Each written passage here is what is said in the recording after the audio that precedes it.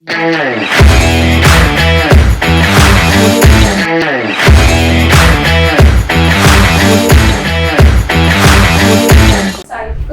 का मिशन क्या है? साइकिल्स का मिशन है लोगों को एक अच्छी फिटनेस फैसिलिटी प्रोवाइड करनी, कम्युनिटी बिल्डिंग, लोगों को आपस में बॉन्डिंग बने। बहुत से लोग होते हैं they are still confused and messed up कि अपनी फिटनेस जर्नी कैसे शुरू करें। कोई भी अगर अपनी फिटनेस की जर्नी स्टार्ट कर रहा है तो मैं मेरी सलाह ये है कि वो पहले बेसिक से स्टार्ट करे। वो ये ना देखे कि ये एकदम से बिल्डअप करना है और फिटनेस को अपना एक लाइफस्टाइल बनाए। एंड क्या स्टेरॉइड्स लेने के बाद हमको ज़्यादा वर्कआउट करना पड़ता है और इनका इफेक्ट किस तरीके से दिखता है, कितने टाइम पे दिखता है? स्टेरॉइड्स एक बहुत डेंजरस ड्रग्स है। बॉडी बिल्डिंग फील्ड में कई पर्सन स्टेरॉइड्स लेते हैं, हम कभी भी उस चीज़ को सपोर्ट नहीं करेंगे। तो किस तरीके का वर्क कल्चर आप मेंटेन करते हैं साइकिल्स में ताकि लोग मोटिवेटेड फील करें? तो we conduct lots of cultural activities. हमारा हर साल गरबा का इवेंट होता है, फ्लड लाइट क्रिकेट टूर्नामेंट्स होते हैं साल में 2 बार। तो क्या challenges during this gym business आपने फेस किए? इनिशियली जो सबसे बड़ा चैलेंज है फिटनेस इंडस्ट्री को ऑल ओवर इंडिया में समझता हूँ ये चैलेंज वो है लो प्राइसिंग का। मैंने पहले स्टार्ट शंकर नगर से किया, यहाँ पे वीआईपी करेंसी टावर पे है। तो और क्या प्रोजेक्ट्स लाइन अप हैं? अभी हमारा बहुत जल्द क्षमता कॉलोनी में आ रहा है, in front of Anupam garden. Welcome to another interesting episode of Talk with Chitra. Today we have very interesting guest. I must say a legend, a visionary behind the dynamic fitness destination Cycles Gym. From humble beginning to building a brand, Mr. Lalitesh shall share his experience on how it feels to stay active and maintain a healthy lifestyle. If you want to stay fit, this podcast is for you. So dive in today with us and let us know how Mr. Lalitesh built such a successful gym business. Welcome Mr. Lalitesh, welcome to our show Talk with Chitra. Thank you Chitra ji. Thank you so much for your time. So Mr. Lalitesh, why Cycus? And if I'm pronouncing it right, is it Cycus only? It's Cycles only. Okay, and from where this name came from? First 3 letters indicate Sai Bhagwan. Ji. And if you will see the logo, there is a dash above C. Okay. So it in medical terms it's called with. With अच्छा. So Sai with us becomes Cycus. अच्छा, साई भगवान with us Yes. becomes Cycus. वाह, बहुत बढ़िया। तो mister Lalitesh, like आपके graduation के बारे में अगर मैं पूछूं तो आप सबसे पहले तो आपने ग्रेजुएशन किस में किया and why and how did it turn towards fitness? मतलब you were a fitness freak like from your childhood और there was some story behind it? Graduation मैंने पुणे से किया हुआ है, जी। कॉमर्स में ग्रेजुएशन किया हुआ है मैंने। फिटनेस हमेशा मेरा लाइफ का पार्ट था पहले से ही। स्कूल डेज में I used to play professional cricket. अच्छा। I was selected as a captain for MP. अच्छा। अनफॉर्चुनेटली एग्जाम्स एंड परमिशंस ना मिलने की वजह से मैं नहीं जा पाया था। बट स्टिल उसके बाद कॉलेज लाइफ में भी मैंने क्रिकेट प्रोफेशनली काफ़ी हाई लेवल तक खेला है, तो fitness was always there in my mind. Shankar Nagar में हमने पहला अपना जिम डाला, बट हमें रिस्पांस इतना अच्छा मिला कि अब मैं इसे एज अ बिजनेस कैरी करना चाह रहा हूँ। तो साइकस का मिशन क्या है? साइकिल्स का मिशन है लोगों को एक अच्छी फिटनेस फैसिलिटी प्रोवाइड करने का, जी। जो कि वेल इक्विप्ड हो, जी। जहाँ कम्युनिटी बिल्डिंग रिस्पेक्ट हो, जी। लोगों को आपस में बॉन्डिंग बने, रेगुलर आने का मन करे। जैसा कि हमने देखा है कि बहुत सारे जिमों में लोग मेंबरशिप तो ले लेते हैं बट रेगुलरिटी उनकी नहीं रहती है, जी, कंसिस्टेंसी नहीं रहती है।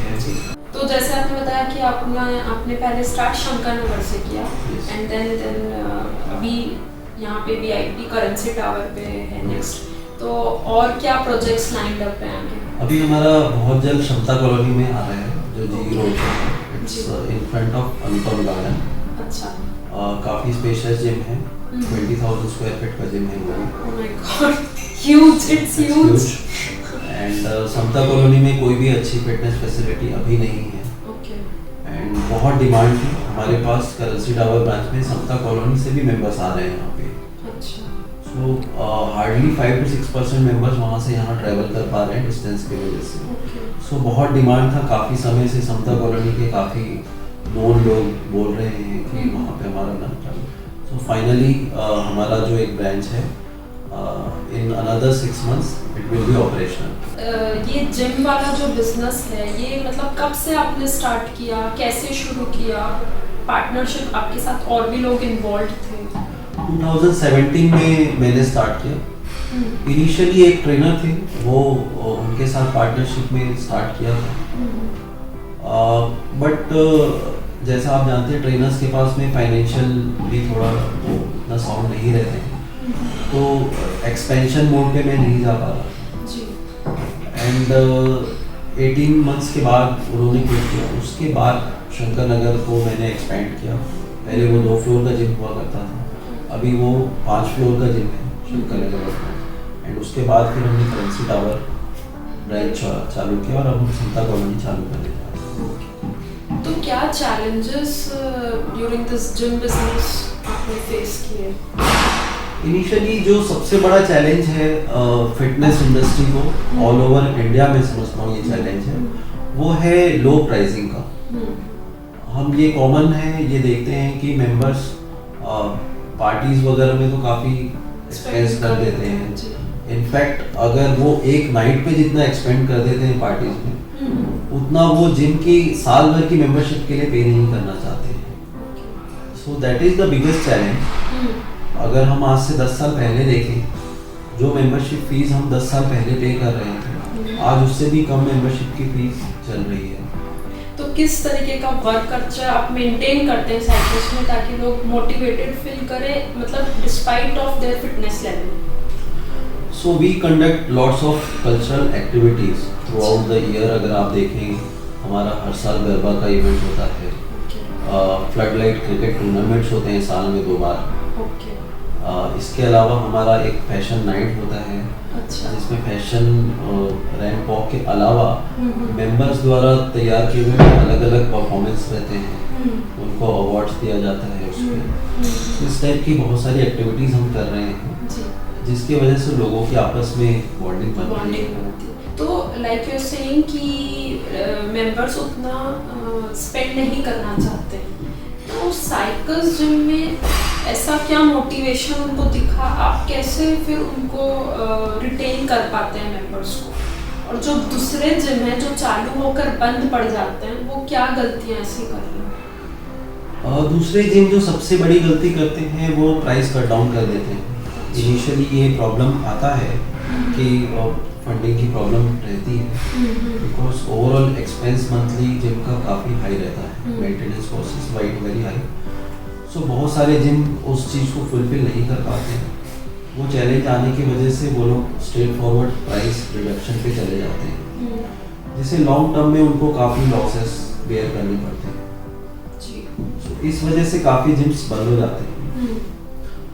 हर साल साइकिल जिम कम से कम 10 से 15 नए इक्विपमेंट्स लेकर के आता है, जो कि दूसरे जिमों में अवेलेबल नहीं है। क्वालिटी पे काम करे, ना कि वो रेट्स प्राइस पे काम करे। इससे जिम इंडस्ट्री भी आगे बढ़ेगी और मेंबर्स को भी एक अच्छा एनवायरनमेंट मिलेगा, उनका फिटनेस बढ़ेगा, मेंटल फिटनेस भी बढ़ेगा, फिजिकल फिटनेस भी बढ़ेगा। Really true. Fitness is not just physical nowadays; it's more about mental and emotional thing also. Yes. Like बहुत से लोग होते हैं, they are still confused and messed up कि अपनी fitness journey कैसे शुरू करें, कहाँ से शुरू करें, या उनको consistency की problem होती है। एक बार शुरू करेंगे, 1 हफ्ते 2 हफ्ते जाएंगे, and then they again drop out. तो इसको लेकर आप क्या सलाह देना चाहेंगे? कोई भी अगर अपनी फिटनेस की जर्नी स्टार्ट कर रहा है, सो मेरी सलाह ये है कि वो सबसे पहले बेसिक से स्टार्ट करे। वो ये ना देखें कि हमें एकदम से बिल्डअप करना है या बॉडी बिल्डअप करनी है, किसी को शेप में अगर आना है, सो वो क्विक रिजल्ट्स पे ना जाए, पेशेंस रखें और फिटनेस को अपना एक लाइफस्टाइल बनाए। बहुत से मेंबर्स मैंने देखा है कि वो एक गोल बना लेते हैं और उस गोल को अचीव करने के पीछे भागते हैं, उससे कंसिस्टेंसी आपको नहीं मिलेगी। एक बार अगर आपने गोल अचीव भी कर लिया है तो भी हो सकता है कि आपका वो गोल अचीव करने के बाद में आपका वेट फिर से पुट ऑन हो जाए। ये हमेशा देखा गया है कि होता ही होता है। लाइफ लॉन्ग जर्नी बनाने के साथ साथ डिसिप्लिन और रूटीन लाइक हैबिचुअल हो जाना चाहिए। बहुत से लोगों को ये मिसकंसेप्शन रहता है कि जिम ज्वाइन कर लिए लेकिन छोड़ने के बाद मशीन्स करते हैं, क्योंकि जिम में छोड़ने के बाद दे पुट ऑन वेट, तो ये कितना सच है? बिल्कुल ही गलत है। तो ऐसा ये मिसकंसेप्शन है। आपका जिम ज्वाइन करने के बाद जब अगर आप जिम छोड़ रहे हैं उसके बाद वेट बढ़ जाता है, ये बात सही है, लेकिन वो जिम करने की वजह से छोड़ने की वजह से नहीं होता। कैलोरीज आप ज्यादा ले रहे हैं, आपका फिजिकल एक्टिविटी कम हो जा रहा है, इसके वजह से वेट पुट ऑन हो रहा है। योगा का एक बहुत कल्चर चला है आजकल, तो आप इस पे क्या बोलना चाहिए? Like home workout, yoga and gym, इसको कैसे बैलेंस नहीं बोलूंगी, मतलब कैसे ऑप्ट करना चाहिए? क्योंकि कुछ लोग सिर्फ योगा में या होम वर्कआउट में ही बिलीव करते हैं, they don't still believe in gymming, तो इस पे आप क्या बोलना चाहेंगे? फिटनेस का डेफिनेशन है आपका physical fitness as well as mental. Yes, fitness को कॉम्बिनेशन की तरह देखना चाहिए। आपका कार्डियोवास्कुलर हेल्थ बहुत इंपॉर्टेंट है आपके हार्ट हेल्थ के लिए जी। आपका मस्कुलर स्ट्रेंथ एंड एंड्योरेंस बहुत ज़रूरी है आपकी डे टू डे रूटीन जो वर्क है जी। उसमें करने के लिए। आपको थकावट ना हो, स्ट्रेंथ लेवल बना रहे जी। उसके लिए ज़रूरी है। प्लस फ्लेक्सिबिलिटी, ये बहुत ज़्यादा ज़रूरी है। अगर हम देखें योगा फ्लेक्सिबिलिटी के लिए बहुत अच्छा है, आपका रेस्पिरेटरी सिस्टम के लिए बहुत अच्छा है जी। आपका मेंटल हेल्थ के लिए बहुत अच्छा है। सो योगा नहीं करना चाहिए मैं कभी नहीं बोलूँगा, योगा ज़रूर करना चाहिए, बहुत इंपॉर्टेंट चीज़ है। बट उसके साथ साथ आपको कार्डियोवास्कुलर एक्टिविटी करनी चाहिए, जिसमें कि आप ट्रेडमिल में दौड़ सकते हैं, क्रॉस ट्रेनर यूज़ कर सकते हैं, you can opt for a Zumba class और बॉलीवुड डांस क्लास, बहुत सारी वेराइटीज़ हैं कार्डियोवास्कुलर की। स्ट्रेंथ ट्रेनिंग बहुत ज़्यादा इंपॉर्टेंट है, खासकर ये देखा गया है फीमेल्स में, बहुत सारी फीमेल्स सिर्फ योगा कर रही हैं, वेट ट्रेनिंग नहीं कर रही हैं। जो फीमेल्स वेट ट्रेनिंग कर रही हैं और जो सिर्फ योगा कर रही हैं, उनके बॉडी में आपको डिफरेंस नज़र आ जाएगा। वेट ट्रेनिंग करने से आपका बॉडी का मेटाबॉलिज्म रेट जो है वो काफ़ी बढ़ता है, जो कि बहुत इम्पोर्टेंट है। आपका स्ट्रेंथ बढ़ता है, एंड्योरेंस बढ़ता है, स्टेमिना बढ़ता है, एंड योगा से आपकी फ्लेक्सिबिलिटी। तो मेरा ये सुझाव है कि किसी को भी अपने फिटनेस के लिए सारी चीज़ें ऑप्ट करनी चाहिए। उन्हें योगा की भी क्लासेस करनी चाहिए, उन्हें कार्डियोवास्कुलर एक्टिविटी भी करनी चाहिए, उसके साथ साथ स्ट्रेंथ ट्रेनिंग भी करनी चाहिए। फिटनेस जर्नी, बॉडी जर्नी को अगर लें हम, तो एक तो बात है कि लोगों को अलग अलग टाइम पे क्लिक करता है, but as you are into this industry since so many years, आपको क्या लगता है कि कब क्लिक कर जाना चाहिए? देखिए ये यंग एज से ही क्लिक कर जाना चाहिए जी। बट कई केसेस में देखा गया है कि जब उनको कोई हेल्थ प्रॉब्लम आती है, कोई मेडिकल इशू, ज़्यादातर इंडिया में देखा गया कि डायबिटीज़, बीपी, ये कॉमन बीमारी हो गई है, तो लेट क्लिक करता है। जब तक उनको ये बीमारी आ जाती है फिर वो डॉक्टर्स की एडवाइस पे चालू करते हैं। सो यहाँ पे अवेयरनेस की कमी हम देख रहे हैं। स्कूल्स में भी फिजिकल एजुकेशन के ऊपर बहुत कम काम किया गया हुआ है, तो उस पे भी कोर्सेज आने चाहिए ताकि यंग एज से ही लोग फिटनेस की तरफ जाएं। बहुत हाइड टॉपिक रहा है जिसके बारे में मुझे आपसे बहुत कुछ जानना है, और यकीनन हमारे दर्शकों को भी जानना होगा कि एक तो पहली चीज़ वाई स्टेरॉइड्स, एंड क्या स्टेरॉइड्स लेने के बाद हमको ज़्यादा वर्कआउट करना पड़ता है, और इनका इफेक्ट किस तरीके से दिखता है, कितने टाइम पे दिखता है? स्टेरॉइड्स के बहुत डेंजरस रिजल्ट्स हैं। बॉडी बिल्डिंग फील्ड में कई स्पोर्ट्स पर्सन स्टेरॉइड्स लेते हैं मेडिकल गाइडेंस पे। हम कभी भी उस चीज़ को सपोर्ट नहीं करेंगे, because we are into fitness industry. हम लोगों की फिटनेस इंप्रूव करने के लिए एक सेंटर खुला हुआ है, we are not into body building field. Okay, तो हम अभी ये देख रहे हैं कि youngsters are running behind steroids. I don't know, शायद इनको लगता है कि ये इससे जल्दी मसल ग्रोथ होता है या नहीं होता है, ये कितना सच है, इसके बारे में आपका क्या कहना है?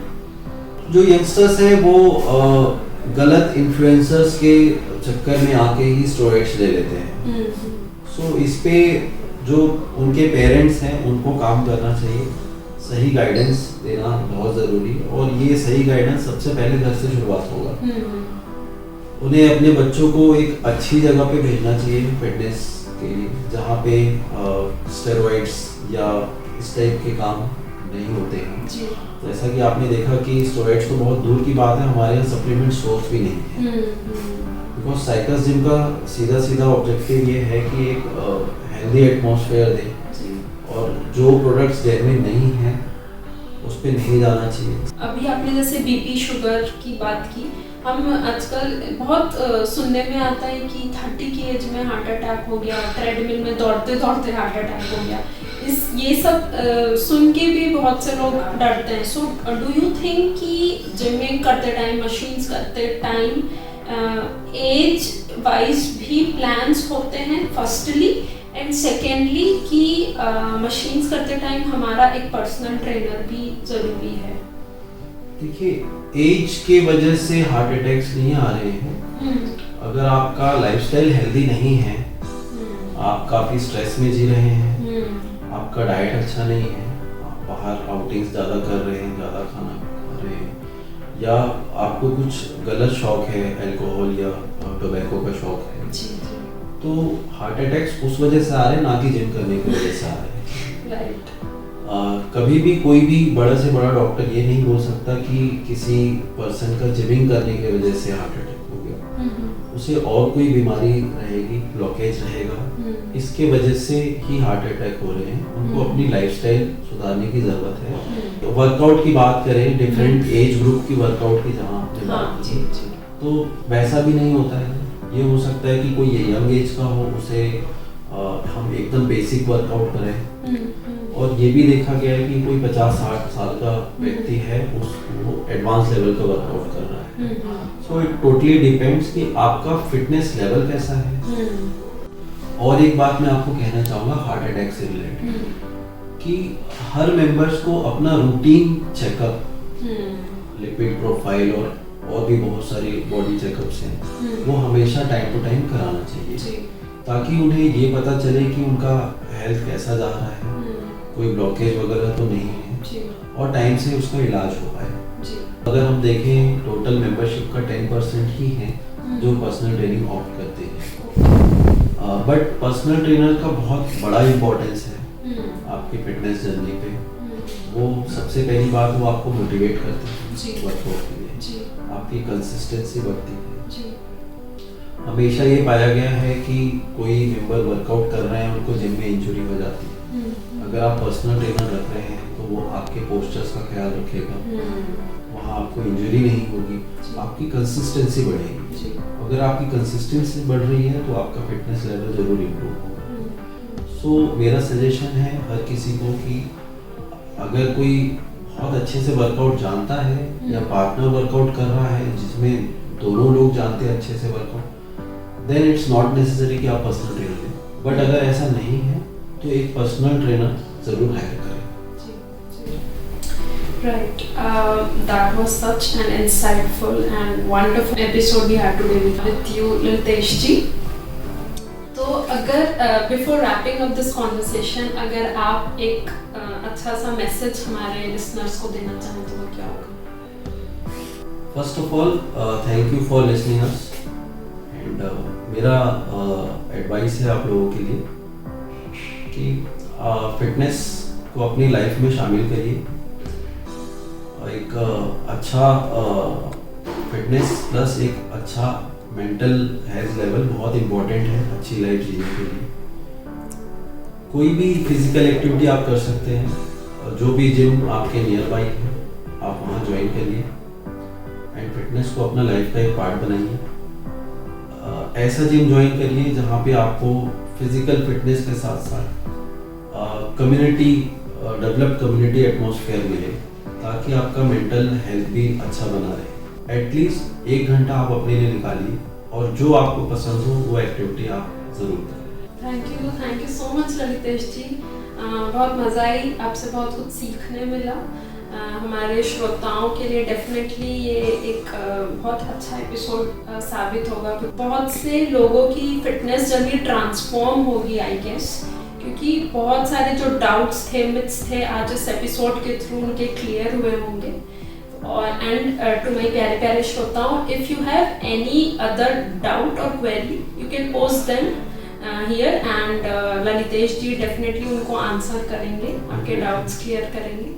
तो thank you once again for tuning in till the end of the episode. मैं फिर मिलूंगी आप सभी से with another interesting episode and personality. Till then take care and stay healthy, stay fit, keep learning and keep exploring. Thank you very much.